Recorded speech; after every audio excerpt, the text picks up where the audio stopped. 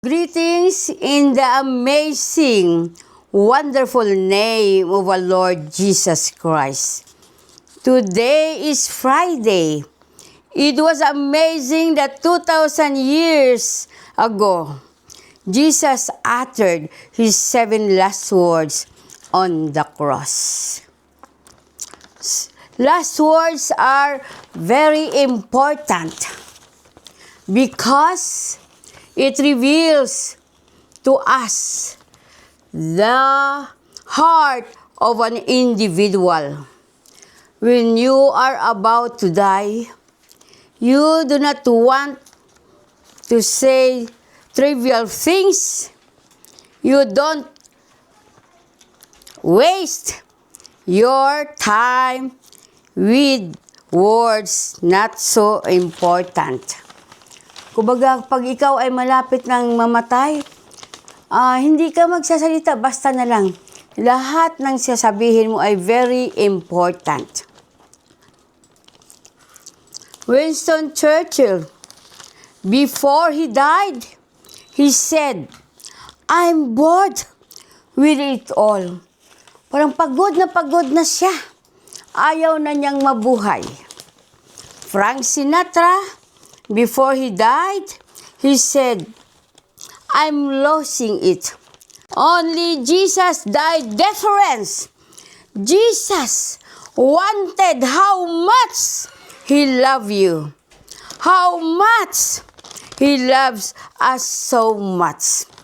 Let us meditate the 7 last words of Jesus before he died. Tayo'y manalangin. Lord, we thank you. Salamat, Panginoong Diyos, sa iyong kabutihan at katapatan. Salamat sa mga salita mo na sabi mo before ka namatay, Panginoon. Salamat sa pag-ibig mo sa amin. Salamat, Lord, maging sa bawat isa na nakikinig, nanonood, Panginoon, sa 7 last words. Pagpalain mo ang bawat isa, Panginoong Diyos, ng kaayusan, kapayapaan at kasaganaan, Lord. Thank you na sa mga oras na ito, mapagbulay-bulayan namin ang iyong salita, Panginoon. Touch us, touch our hearts and mind. Sa pangalan ni Jesus. Amen and amen.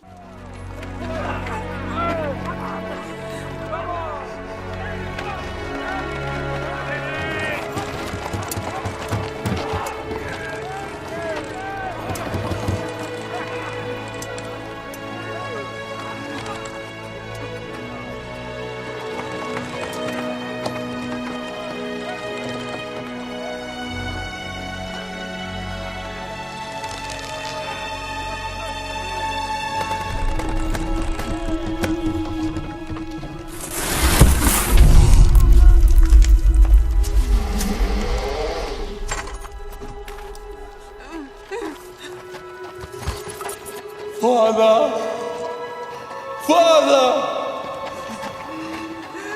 forgive them, for they know not what they do.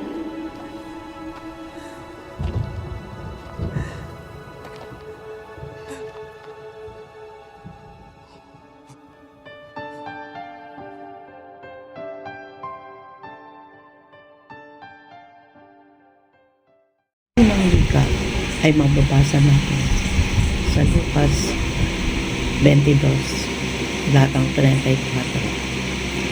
Ama, patawarin mo sila sapagkat hindi nila nalaman ang kanilang ginagawa. Ang unang wika na namatagos sa bibig ng ating Panginoon ay mga salitang punong-puno ng pagmamahal at pagmamahal. Hiniling niya sa Ama na patawarin at huwag parusahan ang mga nalakit sa Kanya.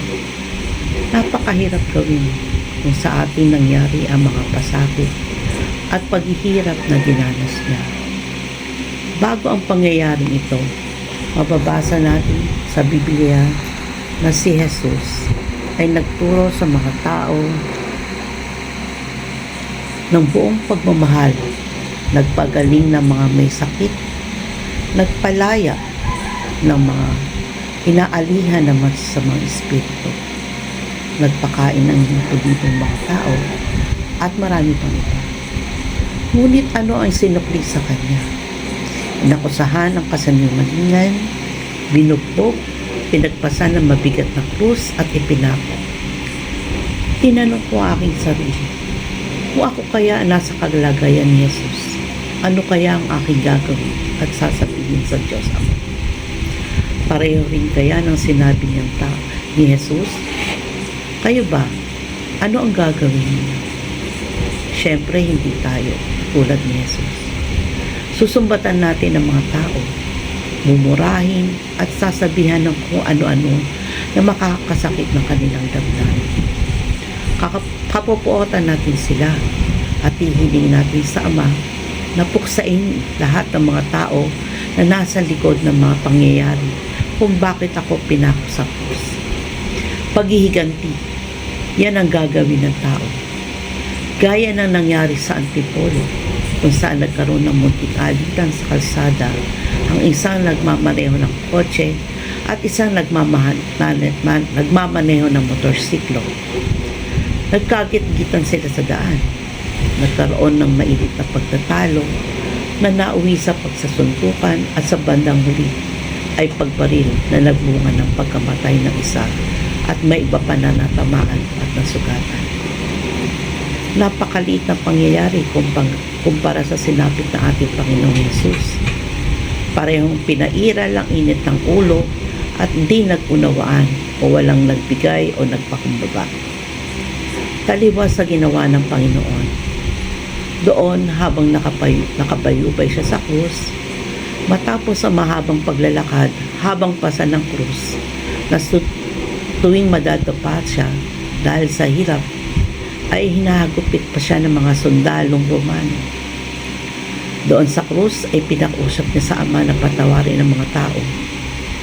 Nagbigay pa siya ng mga dahilan sa Ama na nagawa lamang iyon ng mga tao dahil di alam ng mga tao ang kanilang ginagawa. Napakadakilang pagmamahal ang pinahayag ng unang wika ng ating Diyos. Walang katulad o walang makakagawa ng gaya na ginawa niya. Dahil alam ng Panginoon ang kanyang misyon, kung bakit siya isinugo ng kanyang Ama, kung bakit siya nagkatawang tao at namuhay kasama ng mga tao, kaya pinamanhik niya sa Ama na patawarin niya tayo at huwag magalit o kapuotan ng mga tao, na magitan siya sa pagitan ng tao at Diyos Ama. Napakasakit sa ating mga magulang na makita natin ang ating minamahal na anak na sinasaktan ng tao, di ba? Bilang mga magulang, anong gagawin natin kapag sinaktan nila ang mga anak natin? Magre-reklamo tayo, ipapakulong o anumang pwedeng gawin para makaganti. Pero hindi ganyan si Jesus. Pangunawa, pagmamahal at pagmamalasakit pa rin ang ibigay niya sa atin. Nasa puso at isipan niya ang magiging bunga ng kanyang pagpapasakit sa krus ay ang kaligtasan ng mga taong naroon at mga susunod pang salinlahi. Walang iba kundi tayo at mga susunod pa sa atin. Wala na tayong gagawin pang pahirap sa sarili dahil inako niya na doon sa krus. Ang gagawin na lang natin ay manampalataya. Napakaputi ng ating Diyos ni Jesus Christ. Salamat po aming Panginoon sa marugdog na pagmamahal. Walang katulad ng iyong pag-ibig sa amin. Di namin kayang tumbasan ang iyong ginawang pagpapakasakit.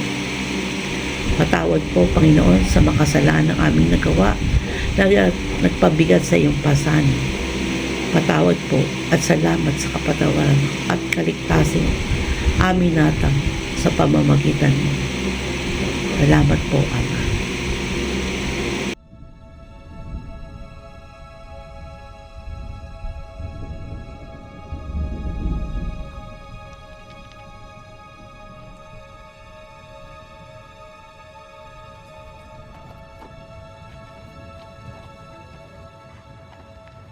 Aren't you the Messiah?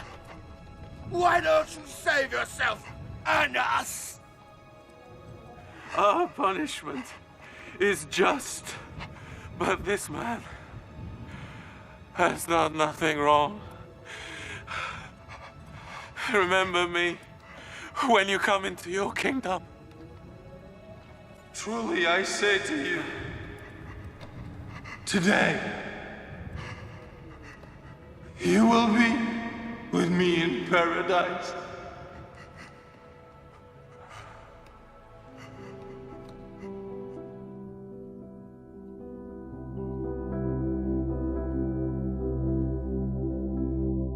Ang pangalawang wika, matatagpuan sa Lucas, Kabanata 23, talata 43. Jesus, alalahanin mo ako kapag naghahari ka na. Sumagot si Jesus, sinasabi ko sa iyo, ngayon din ipagsasama kita sa paraiso. Sa kapahayagang ito, binigyan ng katiyakan ng ating Panginoon ang magnanakaw na kumilala sa Kanya na sa oras ng Kanyang nalalapit na kamatayan ay kakasamahin niya ito sa paraiso. Ipinagkaloob ito sa Kanya dahil sa Kanyang nalalapit na kamatayan kung saan ay nagpahayag ang magnanakaw ng pananampalataya sa ating Panginoong Hesus at kinilala niya kung sino si Hesus. Ano nga ba at saan po ang paraiso? Ito bang paraiso na naglalaro sa ating mga imahinasyon na nasasang-ayon sa paglalarawan ng langit ayon sa aklat ng pahayag? Maaari o maaari ding hindi. Subalit alam natin mga kapatid na anuman ang tinutukoy ng ating Panginoong Hesukristo, ito po ay nagdudulot ng buhay na ganap, masagana at kasiyasiya. Kahit na sa mga huling sandali ng ating buhay, kagaya ng magnanakaw na napako sa krus na sinabihan ng ating Panginoon na ngayon din ipagsasama kita sa paraiso. Ang mga katagang ito ay nagdudulot na ng paraiso, kaginhawaan, kapatawaran sa mga kasalanan at kapayapaang hindi may papaliwanag at hindi may bibigay ng kahit sino sa sanlibutan. Ngayon din ipagsasama kita sa paraiso. Nawa mga kapatid, ito ang maging layunin ng ating buhay, ang marating ang paraisong ipinangako sa atin ng Diyos sa pamamagitan ng kanyang pagsasakripisyong ginawa para sa atin. Ang mapatawad sa ating mga kasalanan, ang mapatawad sa ating mga pagmamayabang, ang magkaroon ng kapahingahan sa ating mga kapaguran at sobrang pagsusumikap na para bang wala namang patutunguhan, ang makaranas tayo ng kapayapaan ng puso at isipan, makaranas ng kagalakan sa mga simpleng bagay at marami pang ibang mga bagay ang maaaring mailarawan sa kang ano paman tinatawag na paraiso. Paraisong nagsisimula sa lupa at nagpapatuloy sa presensya ng Diyos. Kaya mga minamahal kong kapatid, nawa ay maranasan nating lahat ang paraisong ipinangako ng Diyos. Ngayon din, ipagsasama kita sa paraiso. Salamat po at magandang hapon.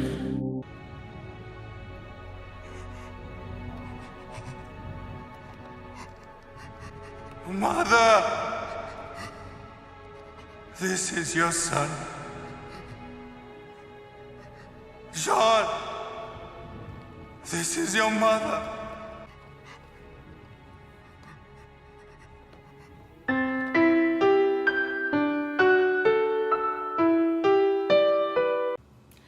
Magandang araw po sa inyong lahat. So, ang aking isi-share po ay ang ikatlong salita na nagmula sa John 19 verse 26 to 27. Woman, behold your son, behold your mother. So, muli, magandang araw po sa inyong lahat. Isang tanong po ang sumagi sa aking isipan habang inaaral ko itong ikatlong salita. At ito po ay ang ano kaya ang gagawin natin kung ang mahal natin sa buhay ay nasa bingit na ng kamatayan. So, isipin po natin si Mary. Si Mary na ina ni Jesus. So, ilang taon niyang inalagaan, minahal, sino sinuportahan at prinotektahan ang kanyang anak mula pagkasilang hanggang paglaki. Siya ang kasama ni Jesus. Pero nung napako si Jesus sa krus, duguan, ininsulto, pinapahirapan, wala siyang ibang nagawa kundi panoorin ang paghihirap nito. At napakasakit nun bilang isang ina o isang magulang. Pero sa kabila ng lahat ng ito, merong sinabi si Jesus na simpleng mga salita lang pero merong malalim na kahulugan. At ito ay ang woman, behold your son, behold your mother. Sa kanyang huling sandali, hindi lamang niya inisip ang sarili niyang paghihirap. Hindi lang inisip ni Jesus ang kanyang sariling paghihirap at ang kanyang sarili. Inisip niya ang kanyang ina, inisip niya si Juan, at inisip niya tayo. Sa ikatlong salita ni Jesus, ito ay isang paalala ng tatlong mahahalagang bagay. Ang una ay pamilya na lampas sa dugo. Hindi lang ito tungkol sa relasyon ng mag-ina. Ang salita po na ito ay hindi lang about sa relasyon ng mag-ina. Pero dito sa salitang to ay ipinakita ni Jesus na ang tunay na pamilya ay hindi lang sa dugo na kabatay, kundi sa pagmamahal at pananampalataya. Si John po ay hindi anak ni Mary sa lamana, pero ipinagkatiwala siya ni Jesus bilang isang tunay na anak.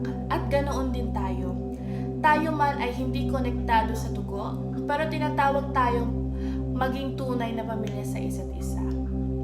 Ang pangalawa po ay ang pagmamalasakit sa iba, kahit sa gitna ng sariling paghihirap.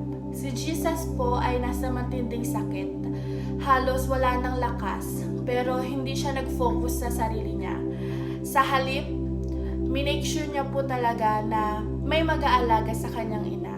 Isang paalala ito na kahit tayo ay may pinagdadaanan, hindi dapat mawala sa atin ang malasakit, lalo na sa mga taong umaasa sa atin. Ang pangatlo at huli naman po ay tayo ay isang pamilya sa pananampalataya. Bilang mga Kristiyano, tinatawag tayong magmahalan bilang magkakapatid. Minsan may mga taong nakapaligid sa atin pero pakiramdam nila ay mag-isa sila. Baka tayo na ang sagot sa kanilang dasal. Tayo ang anak na kailangang maging tagapag-alaga at tayo rin ang ina na kailangang mahalin at pangalagaan. Ang simbahan ay hindi lang isang gusali. Ito ay tahanan at tayong lahat ay magkakapamilya sa iisang pananampalataya. Kung iisipin po natin, ganito rin ang tawag sa atin araw-araw. Sa bahay, sa trabaho, sa paaralan o kahit sa simpleng pakikitungo. Paano ba natin pinapakita na mahal natin ang mga taong binigay sa atin ng Diyos? Minsan po kasi mas madali pong magmahal ng taong malayo kaysa sa taong laging nasa tabi natin. Pero ang paalala ni Jesus ay malinaw. Alagaan mo siya, mahalin mo siya, pamilya kayo. So palagi po nating tatandaan yan. At ngayong Holy Week po, tanungin po natin ang ating mga sarili. At kahit hindi po Holy Week, tanungin po natin ang ating mga sarili. Paano nga ba natin mas maipaparamdam sa ating pamilya na mahalaga sila sa atin? Meron ba tayong mga kakilala na nangangailangan ng malasakit pero hindi natin nabibigyan ng pansin? Paano ba tayo mas magiging tunay na kapatid sa ating kapwa? Na hindi lang sa dugo, kundi sa pananampalataya. Kaya, ang huling salita ni Jesus ay hindi lamang para sa kanyang ina o kay John. Ito ay para sa ating lahat. So ito po ay paalala na sa gitna ng anumang paghihirap, pagmamahal pa rin ang pinakamahalaga. At sa pananampalataya, walang dapat na nag-iisa. Tayong lahat ay pamilya. Maraming salamat po at God bless you all.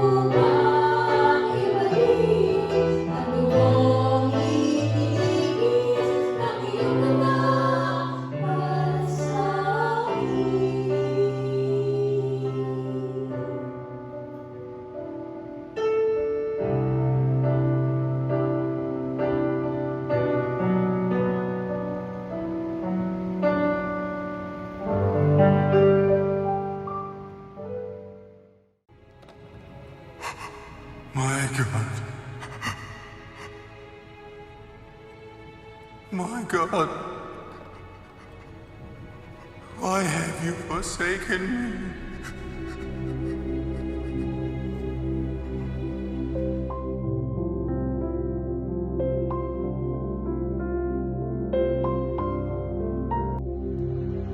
Magandang tanghali po sa ating lahat. Tayo naman po ay tutungo sa susunod na mensahe, the fourth word from the cross. About 3 in the afternoon, Jesus cried out in a loud voice, Eli, Eli, lema sabachthani, which means, my God, why have you forsaken me?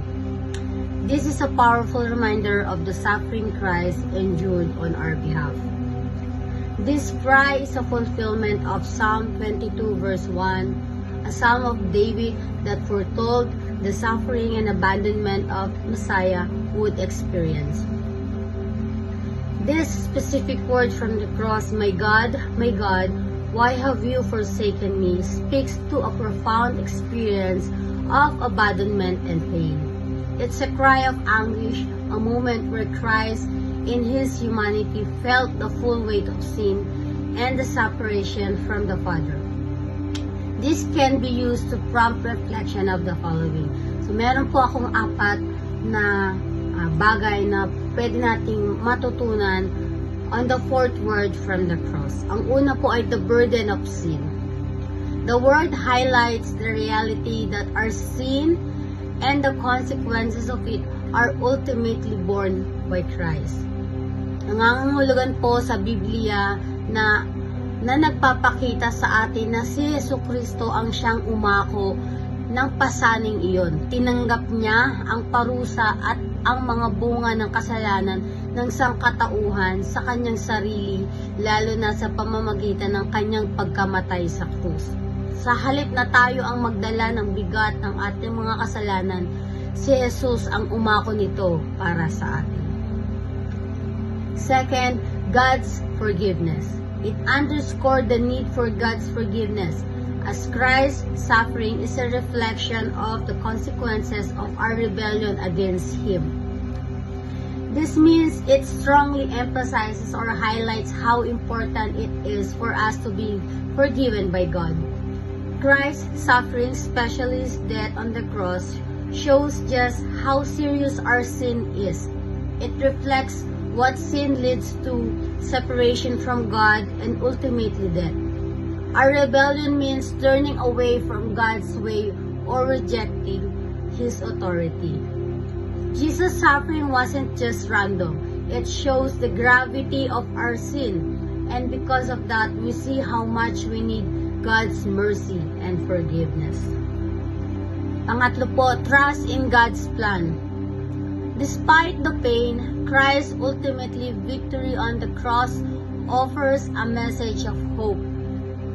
This can be used to encourage trust in God's plan even in the face of suffering and adversity.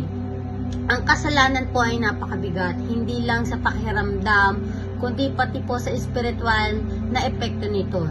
Sinasabi po sa Bible na hindi tayo iniwang mag-isa sa pasaning ito. Si Jesus ang umako ng kasalanan para sa atin. Tinanggap niya ang kaparusahan para sa ating mga pagkakamali. Ang kanyang pagdurusa ay nagpapakita kung gaano kaseryoso ang kasalanan at kung gaano ito nakakasira sa relasyon natin sa Diyos. Dahil po dito, alam natin na kailangan natin ang kapatawaran ng Diyos at ito ay ibinigay sa atin dahil sa sakripisyo ni Jesus. Kahit sa gitna ng sakit at hirap, may pag-asa. Ang kamatayan ni Jesus ay hindi katapusan, kundi simula ng tagumpay. Ang kanyang muling pagkabuhay ay nagpapakita na hindi kasalanan o kamatayan ang may huling salita. Kaya kahit tayo'y nahihirapan, dapat tayo magtiwala sa plano ng Diyos. Gaya sa pagdurusa ni Jesus na nauwi sa kaligtasan, ang mga pagsubok natin ay pwedeng magdala ng kagalingan, pag-unlad, at mas matibay na pananampalataya sa Diyos. At ang huli po ay empathy for the suffering. The word can also evoke empathy for those who are currently experiencing abandonment or pain, reminding us that we are not alone in our struggles. Ang pagdurusa ng Kristo ay hindi lamang nagpapakita ng kahalaga ng kasalanan, kundi isang direksyon kundi direktang tumutugon din sa ating sakit. Siya ay tinanggihan, iniwan at nasaktan. Alam niya kung ano ang pakiramdam ng magdusa. Ang katotohanan ito ay nagbibigay ng malalim na kaaliwan o pakikiramay para sa mga dumaraan sa kalungkutan o pagdadalamhati o paghihirap. Ang krus ay nagpapaalala sa atin na hindi tayo kailanman nag-iisa.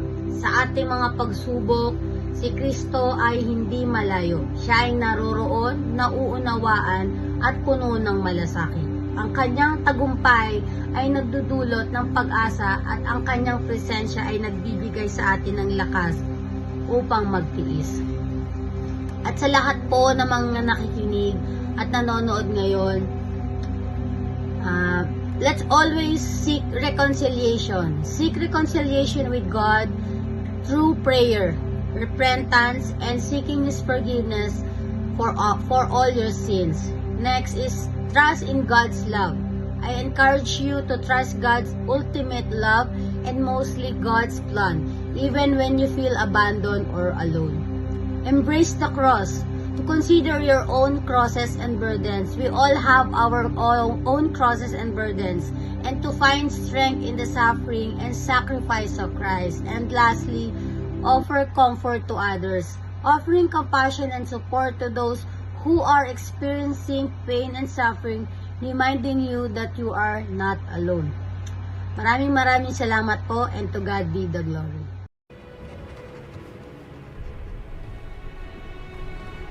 I thirst.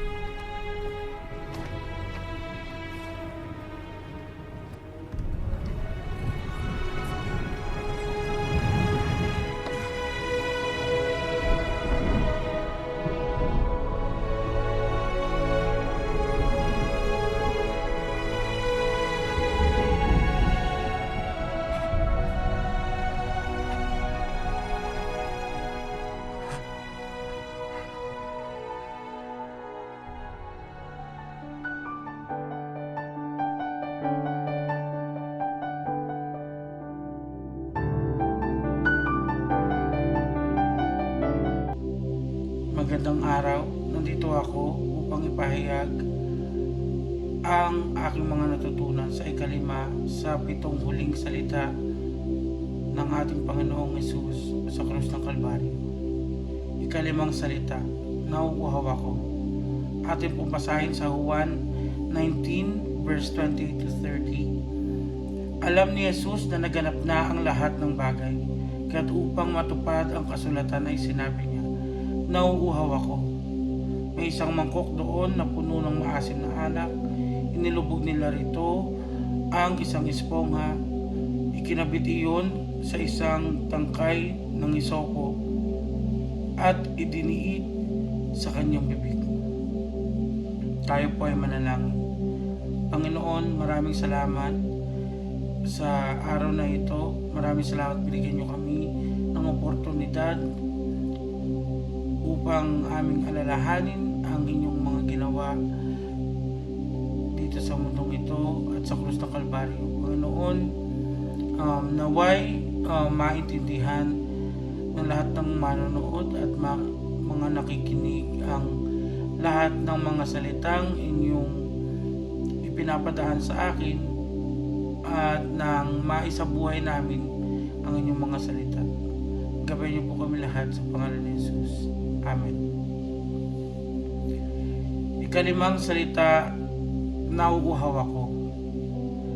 Doon ay may kita natin na pagbaba ng ating Panginoong Hesus dito sa mundong ito ay tunay na siya ay naging tao na nauuhaw, nasasaktan, umiiyak, nasusugatan, at lahat ng na ating nararamdaman ay nararamdaman din niya. Diba? And doon natin makikita kung gaano ka strong at kung gaano ka firm yung kanyang paninindigan. Dahil simula pa lang nung una ay alam na niya na ganun ang mangyayari sa kanya, na siya ay paparusahan ng maraming taong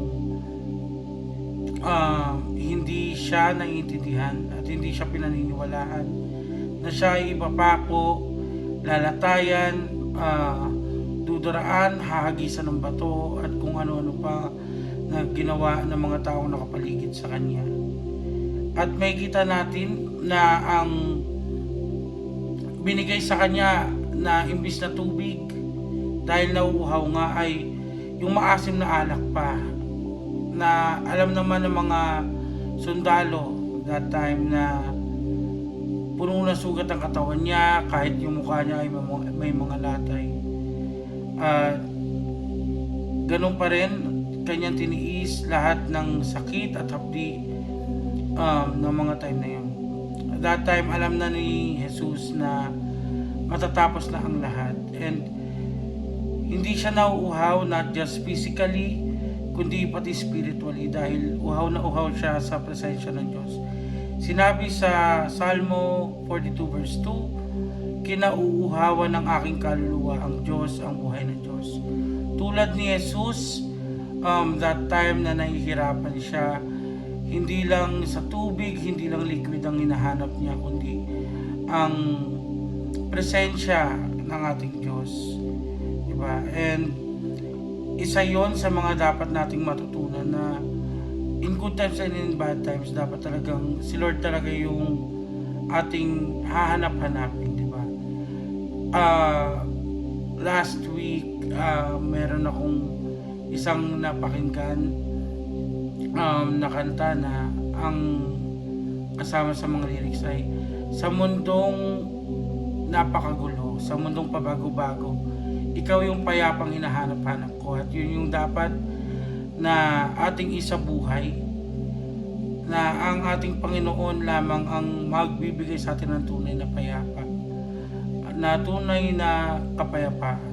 At dito sa ikalimang salita ni Jesus, may kita natin na kahit ganun na, kahit nakapako na siya, sobrang sakit at sobrang hapdi na ng mga sugat na natamo niya, may kita natin na isa at isa pa rin yung hinahanap niya. Ang presensya ng Diyos pa rin yung magbibigay sa kanya ng ginhawa. Yun lamang po mga kapatid, lagi po nating tatandaan na ang tunay na kapayapaan ay may kita natin sa Diyos at kay Kristo lamang. Salamat po.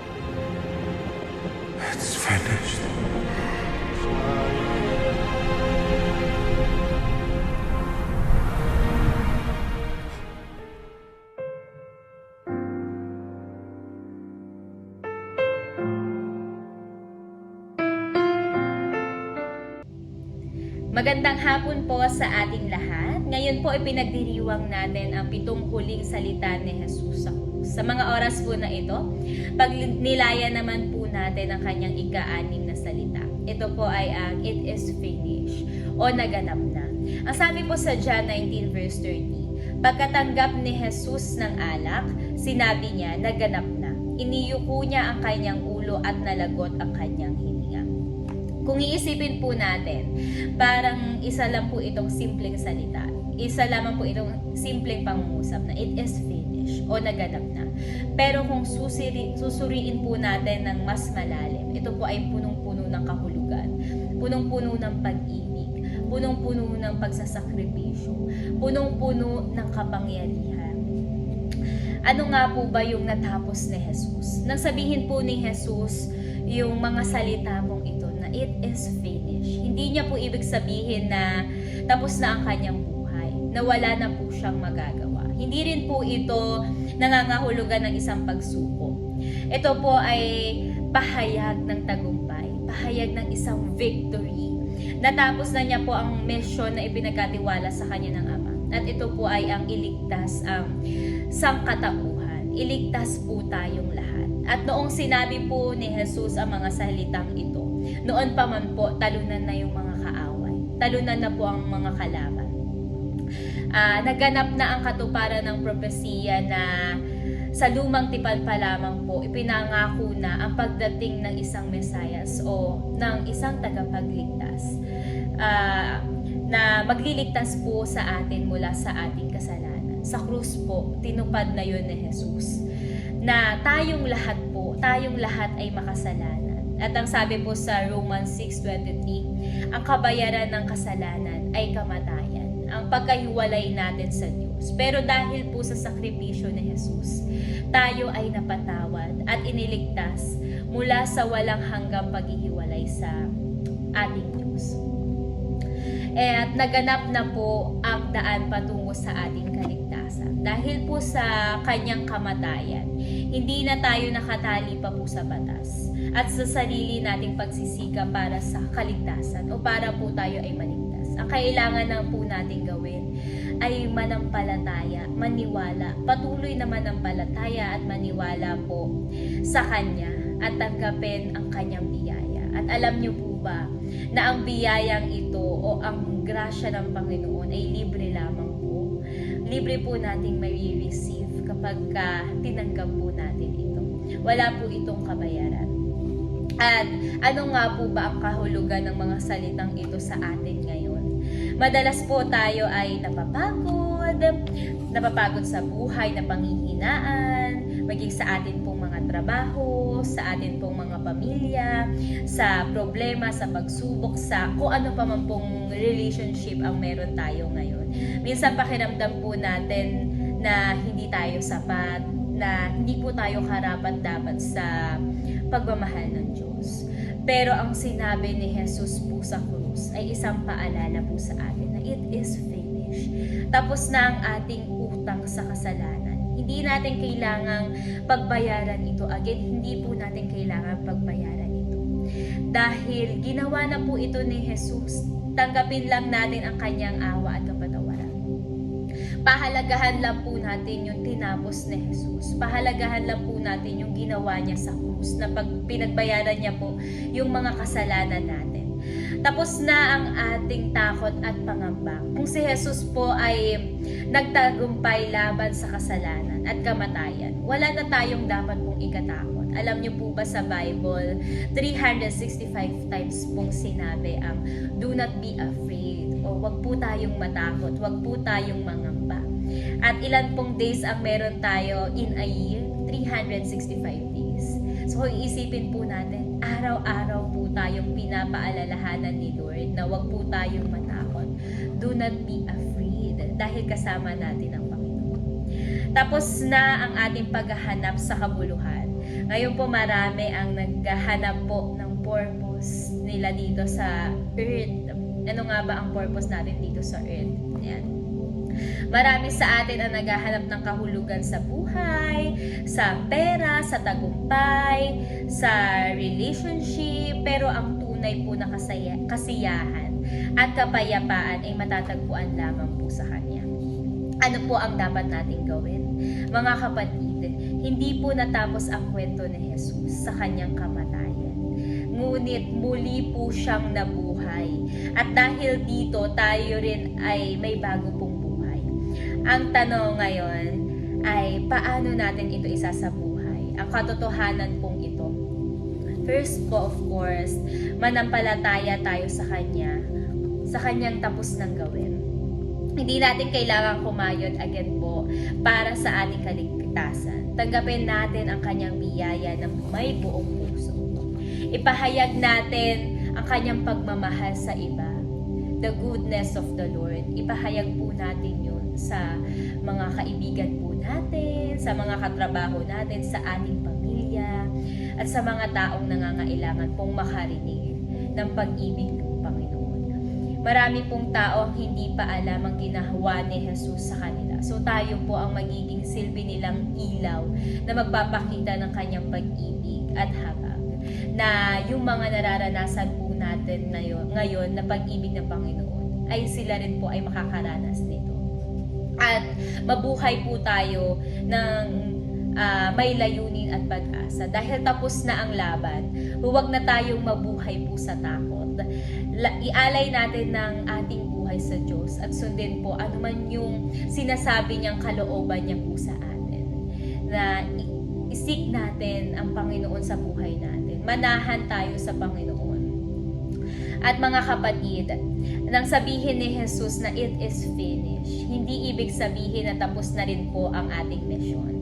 Sa halip, ito ay isang panibago pong simula sa ating lahat. Isang invitation para po mamuhay tayo sa Kanyang biyaya at ipagpatuloy ang gawain ng pagpapalaganap po ng Kanyang mabuting mga salita, Kanyang mga mabuting pangako sa atin.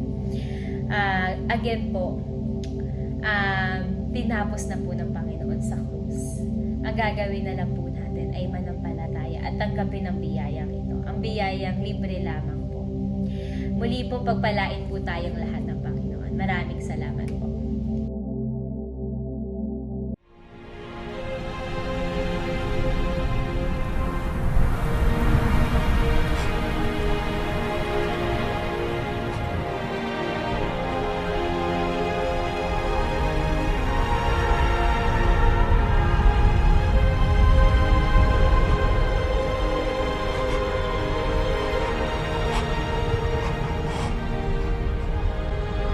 Father,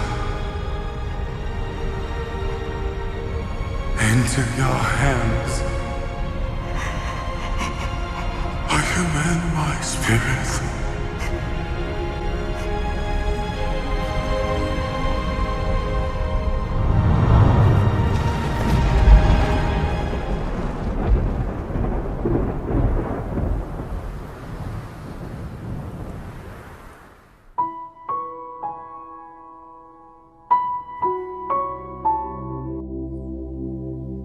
Ayun, isang mapagpalang araw po sa ating lahat mga kapatid.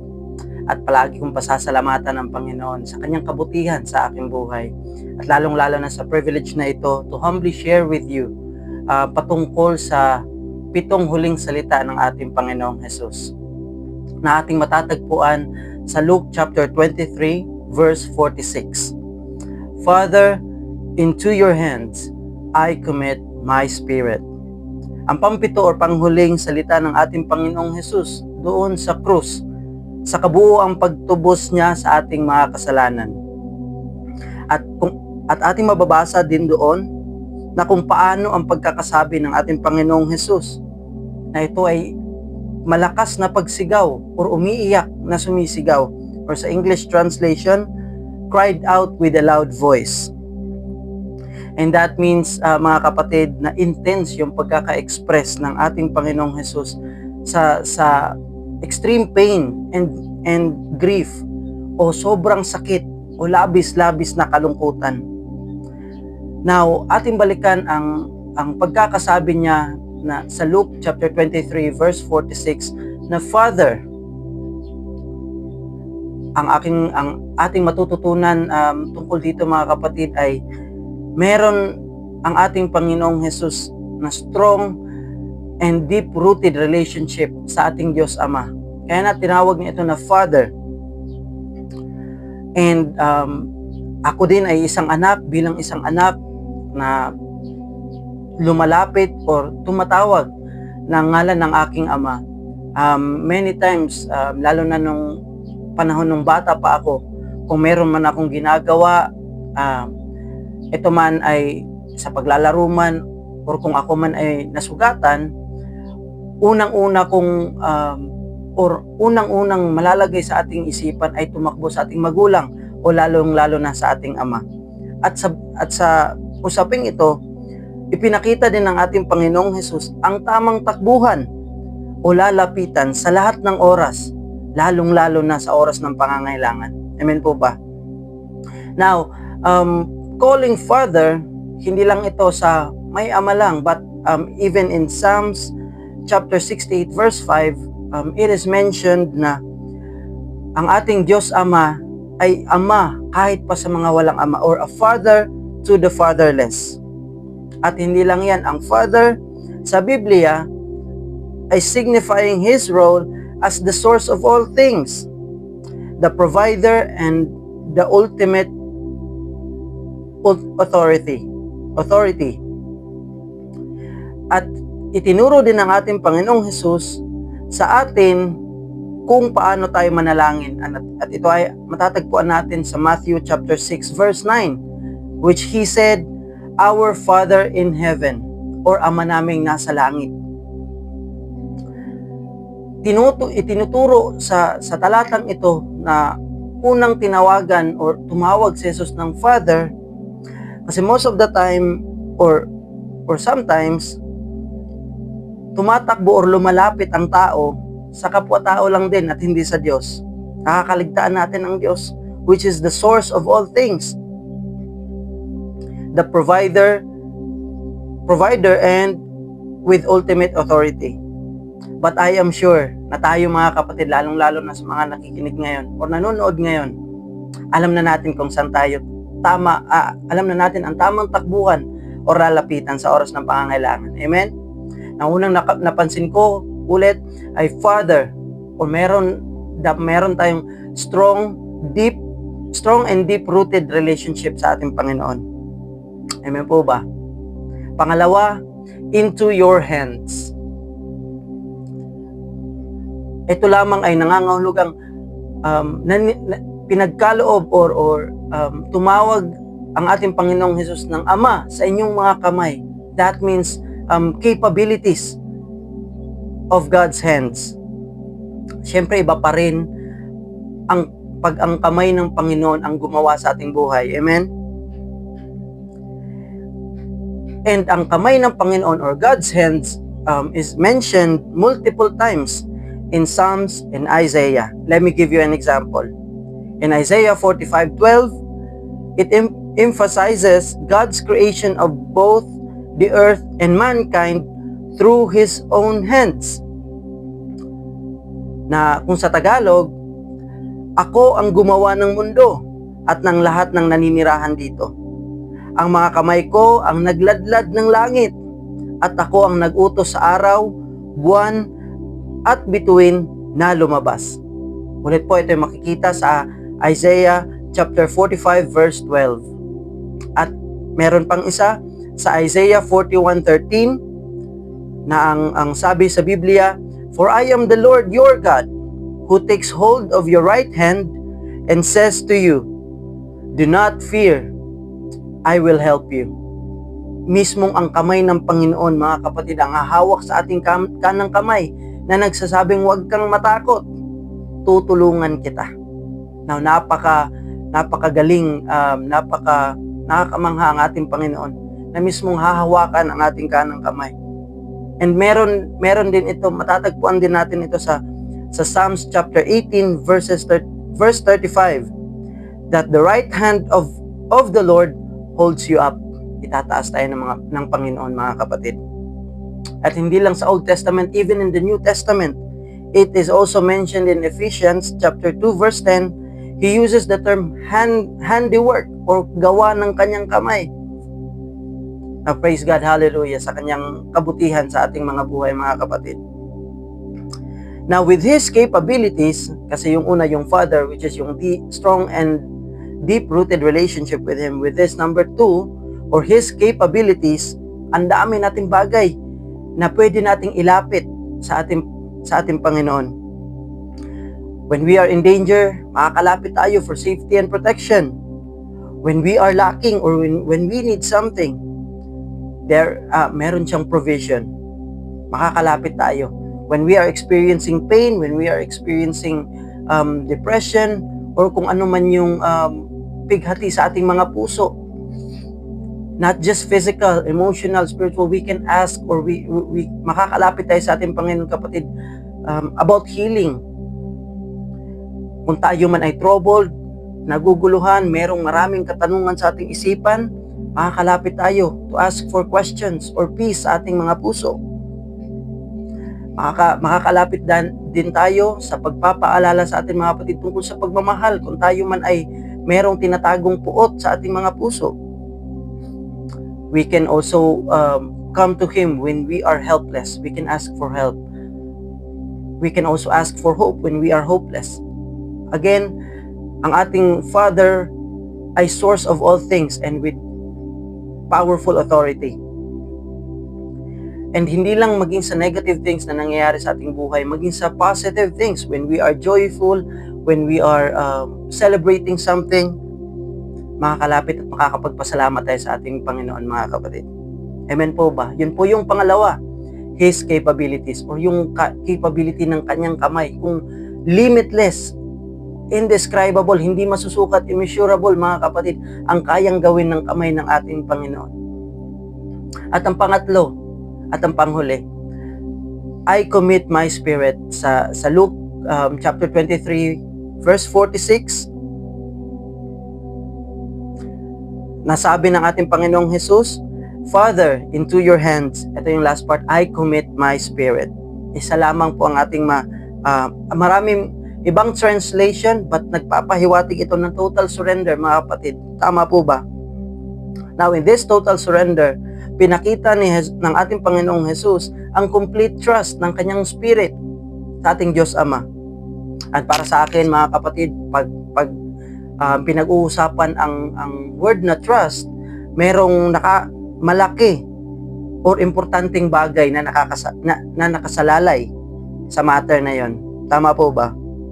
Maging material na bagay man yan, emosyon, kaganapan, gawain o pangyayari. Magtitiwala tayo sa Panginoon. Ipinakita niya din sa atin na mismong spirit niya ay kinukumit niya sa ating Diyos Ama.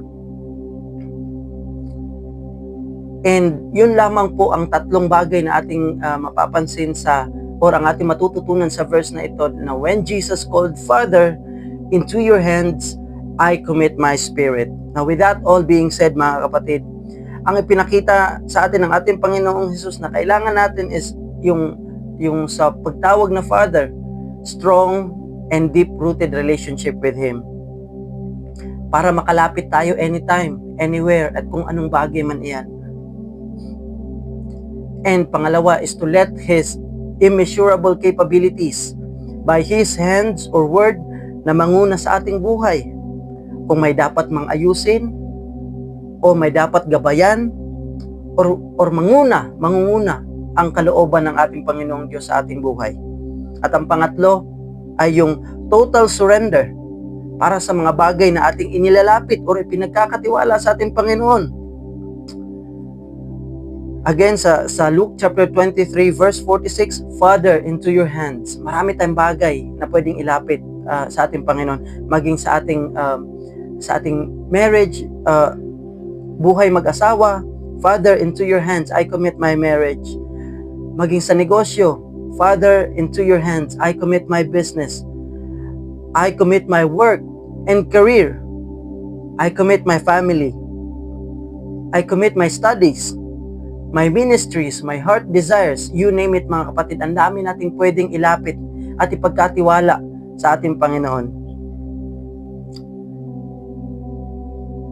And overall, sa verse na ito, simple three sa verse na ito, sa Luke chapter 23, verse 46, Father, into your hands I commit my spirit. So yun lamang po mga kapatid, maraming salamat po and God bless us all.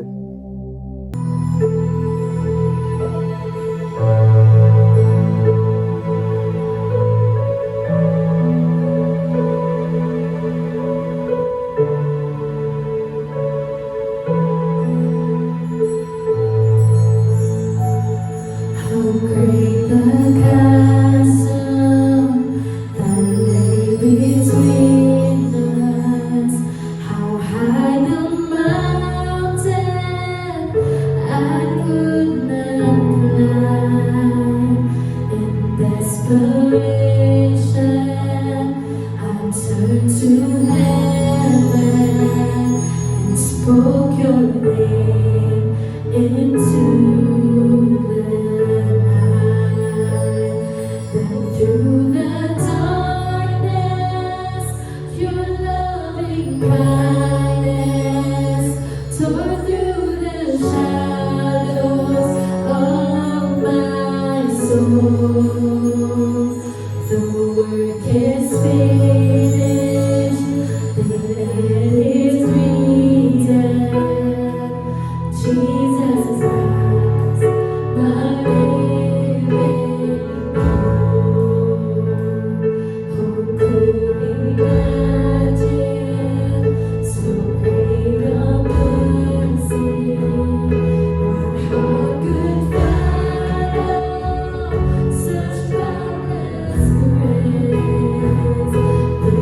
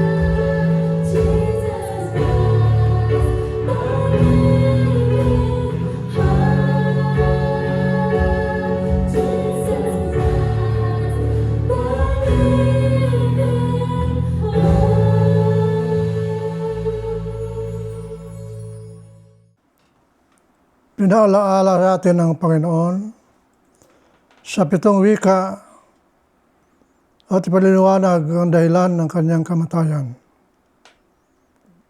Tunay nga na ang Diyos natin ay tapat kailan pa man, kaya't siyang kahulugan ng buhay na walang hanggan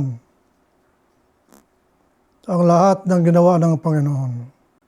Kaya nga, mga kapatid, sa pananampalataya, huwag tayong tumigil sa ating pong paglilingkod sa Panginoon. Sa oras ng kagipitan, sa oras ng mga kabiguan, nariyan lang ang Panginoon. Nariyan lang siya upang tayo ay aliwin sa kanyang mapagpalang salita. Lubos na kagalalakan sa ayon Diyos, sa pangalan ni Jesus. Amen.